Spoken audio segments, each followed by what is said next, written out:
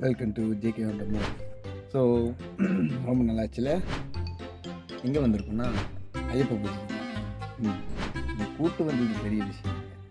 எத்தனை மணிக்கு உள்ள பூஜைக்கு எத்தனை மணிக்கு போகலாம், மற்றபடி போகக்கூடாது போக விருப்பம் இல்லை அப்படின்லாம் இல்லை. ஒரு சில சர்ப்ரைஸ் இருக்கு, எண்டே கிடையாது. Welcome to JK wonder.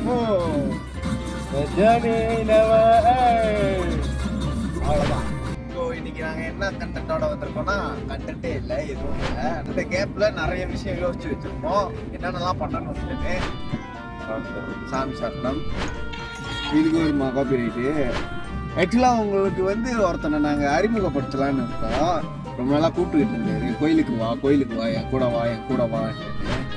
ரொம்ப நாள் கழிச்சு எங்களுக்கு கரெக்டான ஒரு இது மாட்டியிருக்கு.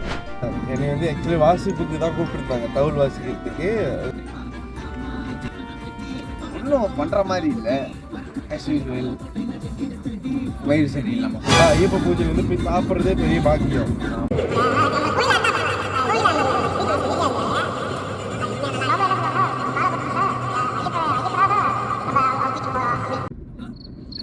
ஆமா, அது நான் நிறைய இதுல கேள்விப்பட்டிருக்கேன். நான் மாலை போட்டுட்டே திரும்ப ஒரு விஷயத்த மறந்து. என்ன விஷயம்? எங்க இருக்கா? இல்ல தெரியுது. நீங்க இந்த பதிலே வந்துட்டீங்க, அப்படியே போயிருங்க. இங்க கூலி வீட்டு தானே? யூட் நடிச்சு இந்த பதில போறது இல்லையா? ஆமா. உங்க பேச்சை கேட்டுருப்பேன் நேரத்துக்கு. ஆக்சுவலி ஐயப்ப பூஜையில போயிட்டு சாப்பிட்றதே பெரிய பாக்கியம். மாலை போட்டு ஒரு வீட்டில் பூஜை செய்கிறாங்கன்னா அவங்க வீட்டுக்கு போகிறதே பெரிய பாக்கியம்னு ஒன்று. எனக்கு சரியா படலை. ஓகே, ஏன்னா நம்ம கூப்பிட்டது ஒரு விஷயத்துக்கு. ஐயப்ப பூஜை செய்கிறாங்க அப்படின்னு சொல்லி வாங்க சாமி அப்படின்னு கூப்பிட்டுருந்தா வேற. ஆனால் அங்கே நம்மளை கூப்பிட்டது வாசிக்கிறதுக்காக, ஒரு தொழிலுக்காக கூப்பிட்டுருக்காங்க. ஸோ அந்த இடத்துல நம்ம வாசிக்காமல் சாப்பிட்டா நல்லா இருக்காது. இப்போ வேலையே செய்யாமல் காசு வந்துக்கிட்டு இருந்தால் எப்படி இருக்கும்? அந்த மாதிரி. இப்போ முக்கால்வாசி என்னதான் பெரிய பணக்காரனாக இருந்தாலும் வீட்டில் உட்காந்துருந்தாலும் அவன் ஸ்டாக் மார்க்கெட்டோ ஏதோ ஒன்று பற்றி அவன் பிஸ்னஸ் செஞ்சுக்கிட்டு இருந்தாலும் அட்லீஸ்ட் அவன் வேலை செய்கிறான். ஓகே, அவனுக்கு காசு வருது.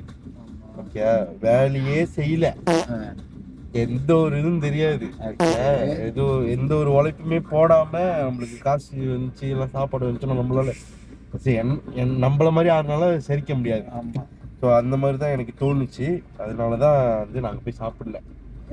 ஐயப்ப பூஜை நீ போயிருக்கியா இல்லையான்னு எனக்கு தெரியல. நீ போயிருக்கியா இல்லையான்னு எனக்கு தெரியல. சாரி, இவரை சாமின்னு கூப்பிடலன்னு யாரும் தப்பா நினைச்சுக்காதீங்க. அது ஐயப்பனுக்கு தெரியும், அவ்வளோதான். நான் ஏன் உனக்கு கூப்பிட்டேன்னா,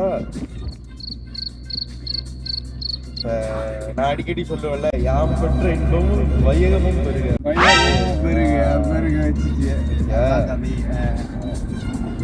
இந்த என்ன ஒன்று நடந்தாலும் சரி, வருஷம் நான் மறக்காம அங்கேருந்து தானே இப்போ வந்தோம்.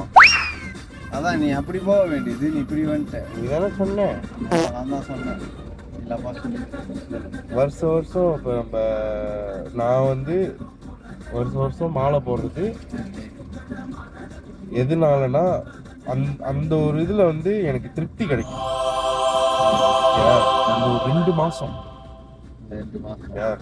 வருஷத்துல 12 மாதம் இருக்கு.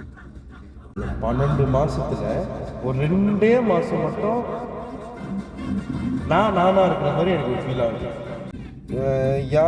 எப்படி எதுக்குன்னு தெரியல. ஆனால் அங்கே ரூல்ஸ்லாம் இருக்கு, எல்லாருமே சாமி தான். இப்போ எனக்கு எப்படின்னா, இந்த உலகத்தில் உள்ள எல்லாருமே சமம் தான். ஓகே,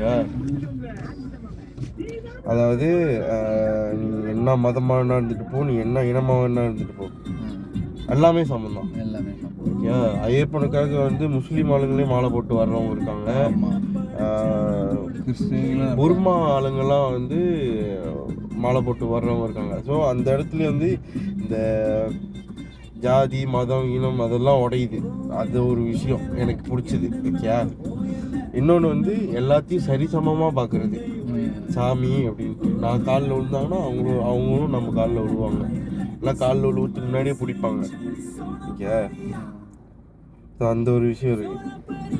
இந்த மரியாதை அந்த கொடுக்குற மரியாதை வந்து எதுக்காகனா, ரொம்ப பேர் எங்கே வந்து நின்றுட்டு இருக்கோம் இப்படியே போயிட்டா ஏன் அப்படி போகிறதுக்கு யோசிச்சுன்னா இருப்பானுங்க மாமா.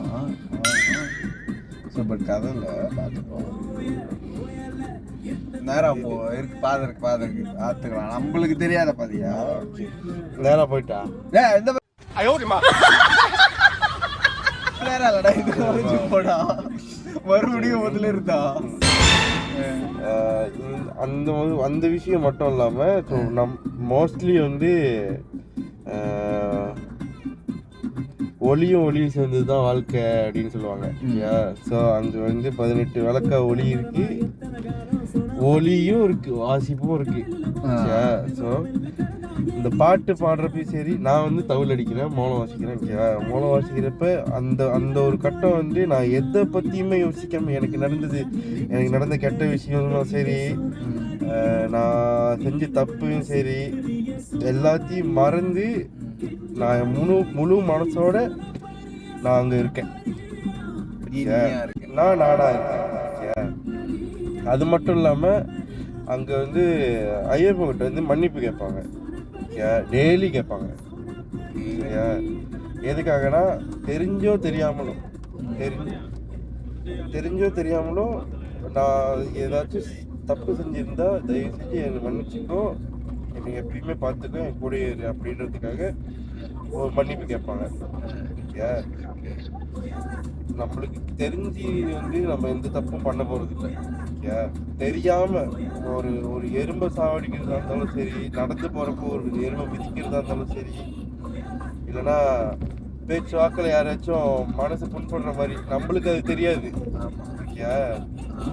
இப்போ எப்படி ஒரு குண்டா இருக்கிற ஆளை பார்த்து வந்து தடியான்னு சொல்றது, ஒரு என்ன நீ கூப்பிடுறது, அது எடுத்துக்காது. அது வந்து நான் பெருமை, நான் குண்டா இருக்கிறது எனக்கு வந்து ஓகே. மற்றவங்களுக்கு வந்து இப்போ என்னோட பெருசா உள்ள ஆள்லாம் வந்து ரொம்ப ஒன்ன நான் எப்படி நார்மலா குண்டா தடியான்னு கூப்பிடுறேன்னா அதே மாதிரிதான் என்னையும் கூப்பிடுவாங்க. ஸோ அதில் வந்து ஒரு பிரச்சனையும் இல்லை. இதே வந்து மனசார புண்படுத்தி பேசுறது, அது அந்த ஒரு விஷயத்த வந்து நம்ம ஜாலியாக செய்யறது வந்து அவங்க மனசுக்கு கஷ்டப்படலாம். அந்த விஷயம் தப்பி நடந்துச்சு அப்படின்ற ஒரு பட்சத்தில் நம்ம வந்து மன்னிப்பு கேட்டுருக்கோம். அவங்க கிட்ட கேட்க முடியாத ஒரு காரணத்தினால நம்ம ஐயப்ப கிட்ட மன்னிப்பு கேட்கணும். அவர் வந்து நம்ம அந்த டிராஃபிக் தாண்டி தரேன். தாண்டி இல்லை,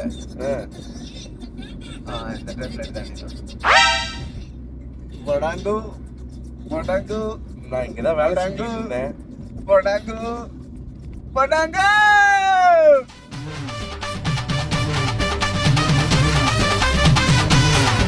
ఇప్పుడు చూడు.